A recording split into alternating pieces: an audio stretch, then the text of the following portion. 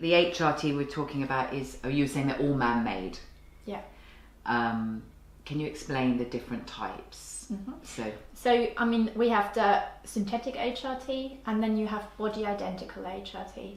Body identical looks exactly identical to the hormones that you naturally have in your body. Right. Yeah. They are plant-based, but they still need to be processed in the lab to make them look identical. So you can't squash a yum and say it looks like estrogen. Right, okay. And then you have different forms. So with body identical, I tend to prescribe transdermal. Right. So that means through the skin, because we know that is the safest form of delivering, because it does not increase your clotting risk. Got you. So is that like a cream? So you have two choices. You could either do a gel, or you can put a patch on. Okay. And that's 17 beta estradiol. And that's body identical, plant-based. Plant-based. Perfect. Right. And so you've got a gel or a patch. Correct. And then do you have anything else to add to that? So if you have a womb still, so you've not had a hysterectomy, you need to protect the lining of the womb. Yes. With some progesterone. Right. Yeah. If you were to give estrogen alone, the lining of the womb would become thicker and thicker. Right. And then you might have an increased risk of endometrium cancer. Right. So it's balancing your body. Correct. Yeah. And then the third hormone is testosterone. Right. Yeah. So testosterone, unfortunately, it's only prescribed by specialists at the moment in this country. Yeah, it's off license, so it's not licensed for the use in women in the UK at the moment. But we have other products, so we either have to use a male testosterone product and prescribe it in a female dosage, or we import something from Australia, which is licensed there, but it's not licensed in the UK.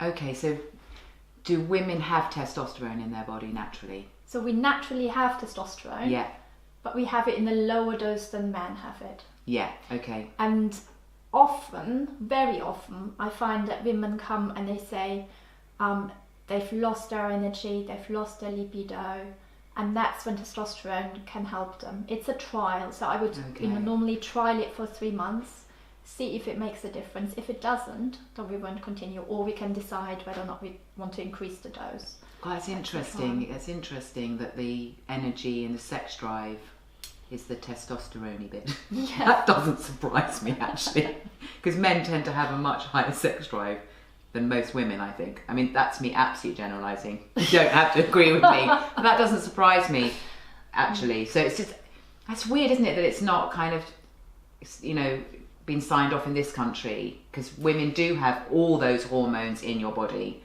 So if they're all dispersing and you're trying to rebalance yourself, interesting. We're trying to speak to the pharmaceutical company, and I've only just spoken to someone last week. We're constantly pushing and asking them to get out a license, because it's not a safety concern. No. So we know there are very few side effects to replacing testosterone in women. Very, very rarely. Yeah. Where you put the gel, so it comes in the form of a gel as well. Yeah. You might see, and it's not sexy, that the hair grows a little bit darker and thicker. Yeah. But that's not everybody. And one trick is to spread it around. So, I say put it on your lower tummy or your outer thigh, and spread it as thinly as you can, and then alternate the locations. So day 1, day 2, day 3. Yeah. You move it around. That reduces the risk. Yeah, not. Yeah. And if it happens, it's I get really immature and giggle at all the immature places. Right, no, that's, so yeah, okay. And so that is the body identical, plant-based, comes in 3 different forms depending on what you need. Blood tests, does it help? Know where you're at? So that's a tricky question. So the NICE guidance, have you heard of NICE guidance? So National Institute for Clinical Excellence, they tell us what to do in the NHS and what not to do. And they've said that women do not need blood tests. Yeah, if they're, unless they're really young and they have suspected premature ovarian insufficiency. So that's going through the menopause at a really young age. They have said we don't need to test the blood. Personally, for example, if I want to prescribe testosterone, then I do need to have a blood test. But their NICE guidance says that we don't need blood tests. Yeah, interesting. Yeah, that we should just treat by symptoms.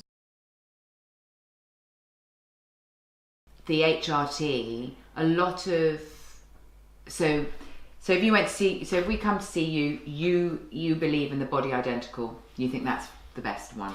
Yeah. So you can also have bioidentical. Yeah. And it's pretty much body and bioidentical. Both use body identical hormones. It's like using the same ingredients. Yes. I believe in body identical because they're safety tested and regulated. So you have the body identical hormones, not from a compounded pharmacy, but in a tested environment. Right, brilliant. Okay. Now I'm going to just ask your opinion on the HRT,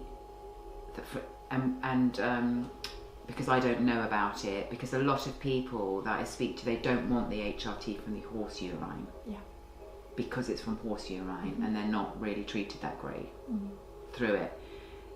Is there, so say they don't live near you and they can't come and see you and they don't know where to go, so they go to their GP and they say, I don't want horse urine HRT. Can they get something else on the NHS that isn't that? Yes, so you can get on the NHS preparations like 17-beta estradiol patches or 17-beta estradiol gel. Yes. They're both transdermal. Yeah. And then they combine it with natural micronized progesterone. Yeah. And then that is prescribable on the NHS. You are a star. This is gold dust, guys. Absolute gold dust, because it's information. It makes me want to go tear up. Oh. Because I know that people have no idea and they go in and they get given, you know, so...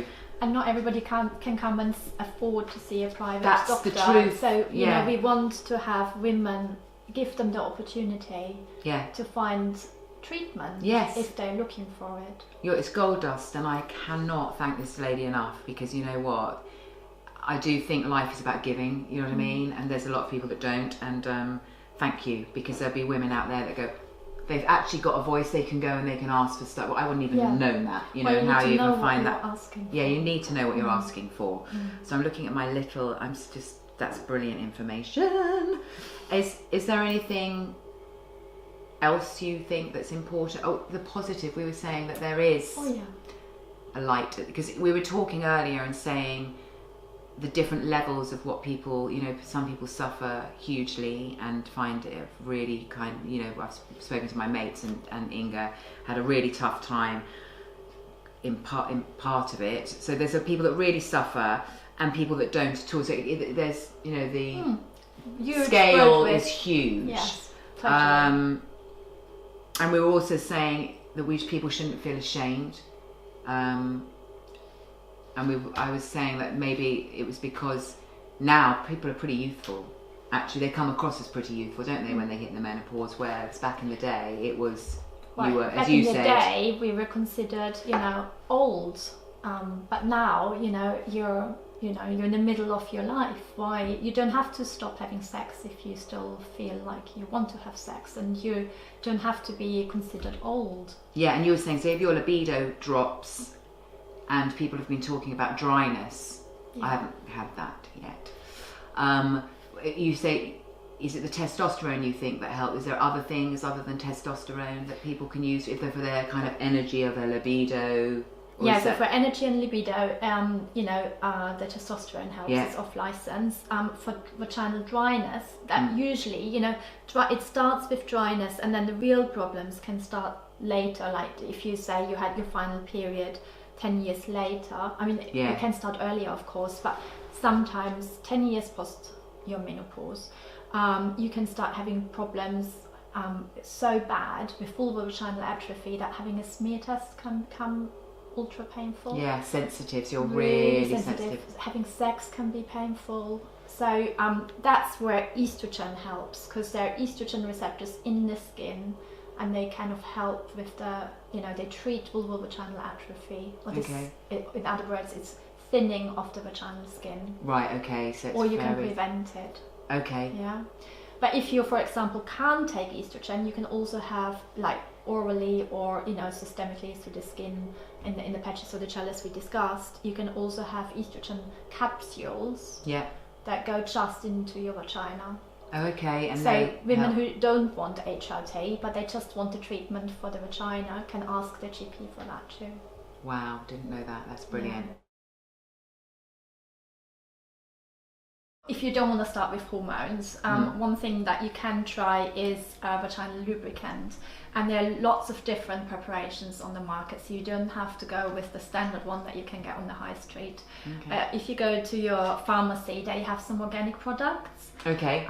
That I would recommend an oil-based product that you put on as a bottom layer. Yeah. You put a water-based product, organic, on top.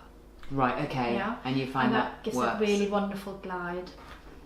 And sex without lubrication is painful. It can get really painful. Yeah. Yeah, I've heard that from my mates actually. I'm not there yet, but I have heard that. And I just think you can't imagine all these things happening until they happen, can you? And then you go, oh, okay. Okay, so that's great to know. And also, so we'll round it up now. I'd just like to thank you again for coming and being so generous with your knowledge. It's going to really, really help a lot of people. Thanks for having me, Sophie. Oh no, it was a pleasure to meet you, and it's a pleasure to see you again. And I hope to be working with you in the future. Okay. We'll go on world tours, talking and helping women. We're going to round up now on some positives, because you've thought about it. And there are some. So share with us, because it's a testing time, so it's good to hang on to some positives. So there are a few positive things. For example, your periods stop. If you have uterine fibroids, they usually shrink without the use of estrogen. If you suffer from endometriosis, that gets better. Yeah, because that's very painful. My best friend in LA has that. Yeah, so had it. There are a few positives. Yeah, so that's it. The periods stop. If you have endometriosis, that's going to lighten. And fibroids, again, they shrink. Yeah. So there's a few good things. So I'd like to say thank you very much. Remember, if there's questions you want answered, ask them and I'll find the answers out. Thanks to Elizabeth. I shall book my appointment to come and see you next week. And that's it for that. That's our post.